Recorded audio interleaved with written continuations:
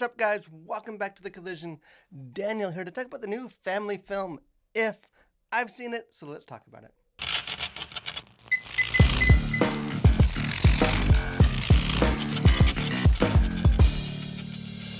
So as we all know, growing up, it can be hard. I think even in kind of our current age of social media and cell phones, it's arguably harder than it has ever been. And I say that as a parent trying to raise young kids through that process. And If, directed by John Krasinski, tells sort of a tender story of learning to navigate those experiences by discovering sort of the inner child within us and finding strength and power from our cherished but sometimes forgotten memories of our youth. It's the type of live action family film that just seems increasingly rare these days. And I'll say right from the start that I really enjoyed this movie. I can see there's definitely some stuff that I can see other viewers or critics nitpicking and just not appreciating it as much as I ultimately did. But for me, this is a movie with impressive visuals, charming characters, and it's a very emotionally rich and almost surprisingly mature film that I think both adults and children alike can enjoy. So John Krasinski, sort of best known for his comedic acting role in the sitcom The Office,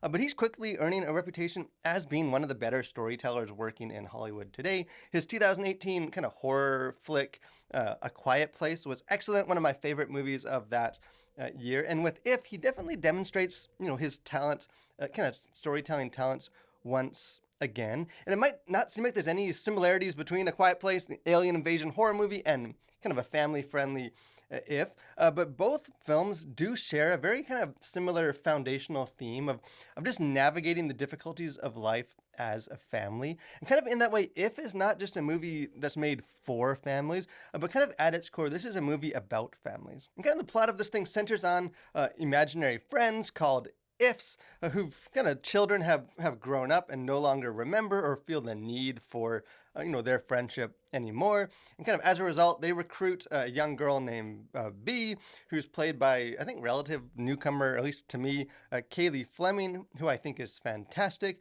and kind of task her with finding new kids for them. And there's just a lot of fun and kind of emotional moments that they have along the way of that journey. Like I said, the visuals in this thing are impressive. They really do seamlessly blend these digital figures into the kind of live action world, arguably better than I've seen done in a long time. And even the ifs themselves, these imaginary friends, they're all very fun and endearing characters, kind of ranging from classical, a teddy bear, to sort of more amusingly increasingly inventive and fantastical creations. Although despite the bizarre cast of these ifs, the film itself is actually not as high energy or wacky as might be expected.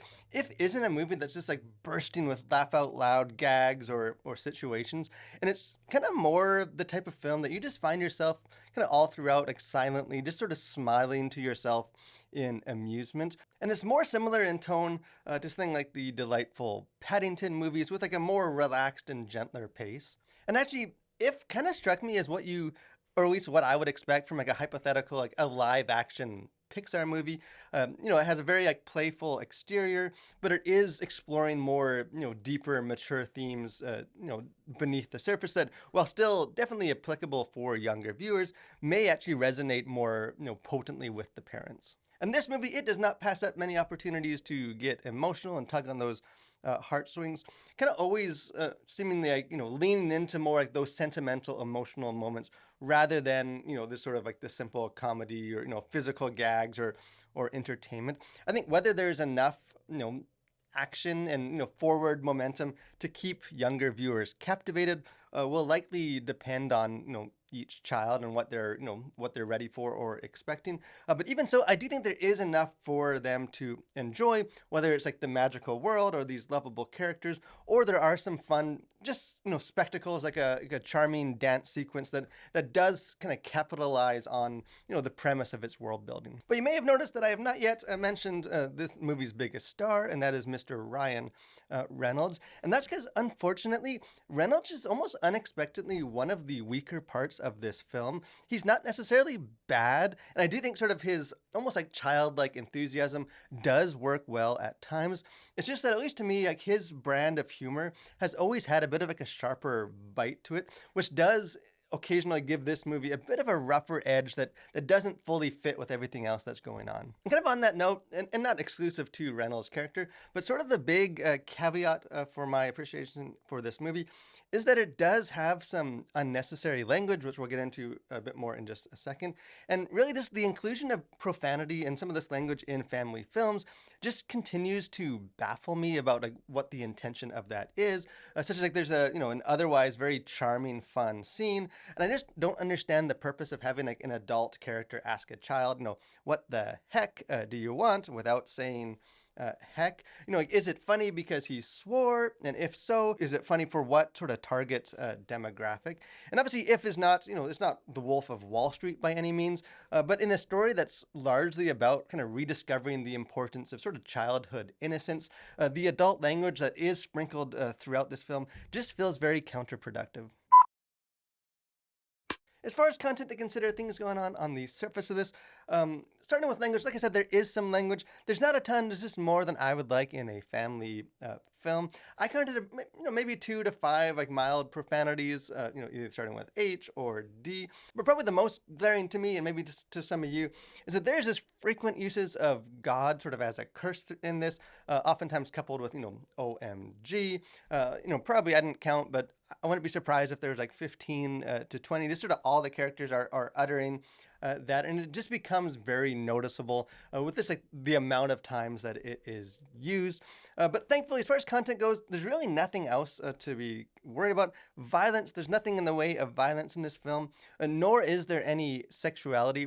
Apart from a scene which is shown in a lot of the featured trailers, in which like a banana, figure if is told to put on some pants because apparently he's a naked banana, causing him to sort of cover up his, his private areas with his hands. But again, it's a funny, harmless gag. Maybe the only other kind of content thing to note is something that didn't personally bother me, but I just know from doing these reviews that other, parents are more sensitive to this kind of stuff. But that is that B, who is a 12-year-old girl, is kind of frequently shown leaving the house on her own, kind of wandering the streets at night, going off with Ron Reynolds, this like adult man that she hardly knows, unbeknownst to like her grandma, who's, sort of her guardian at that moment. And it's never like in an attitude of defiance or like, against parental authority. And I do think that sort of that practice and behavior is pretty standard, fare for these sorts of films. But some parents might just, might not appreciate sort of setting that example for their kids. As far as themes, things going on beneath the surface of this, really the central theme to me is just sort of rediscovering that inner child. Because B, again, the main character in this, she has lost her mother to cancer, when she's young. And now, in the time of the film, a couple of years later, her father is now in that same hospital waiting for a heart procedure, which kind of leaves B confronted both with like the grief of losing her mother, as well as just the crippling fear of, the potential of having to say goodbye to a parent once again. And it seems like it's more than any child should bear. And kind of as a result, B is sort of driven to grow up too fast. And several times throughout this film, B declares, I'm not a kid anymore. And it's not that her, like, accelerated maturity is fueled by any kind of, enticement by, the glitz and glamour of the world, like is often the case in these types of films. It really is just like a byproduct of the experience, the trauma that she has, had so far in her 12 years of life, which have sort of made some of her more innocent, like childlike tendencies, such as having an imaginary friend, just feel very kind of silly and unimportant. Her father, on the other hand, who is played by John Krasinski, the director, kind of continues to push back on these attitudes. Not that he doesn't want her to, naturally mature. This that he doesn't want her to fully lose just that spirit of childhood, which allows us to sort of better perceive the simple joys and blessings than maybe like jaded adult eyes can. And obviously, children learn by watching adults, but Jesus was also very clear that, adults have much to learn from children. He said in Matthew 18:3, "Truly I tell you, unless you change and become like little children, you will never enter the kingdom of heaven." And becoming like a child in this way doesn't mean like remaining in immaturity. The Apostle Paul talked about the importance of like graduating from spiritual milk to, solid food and, maturing in our faith. But it also means that, not all childhood attitudes and memories should be forgotten as we age. And obviously, I don't think if necessarily explores these spiritual themes directly, but sort of the overall messaging and themes does seem to capture at least some of the truth of what Jesus was getting at. So overall, I think there's a ton to appreciate about If. I think it's a testament to Krasinski's skilled direction that the film manages kind of both to offer a message against growing up too fast while also just respecting the intelligence of its younger viewers, that they can handle a bit more of like an emotionally mature story.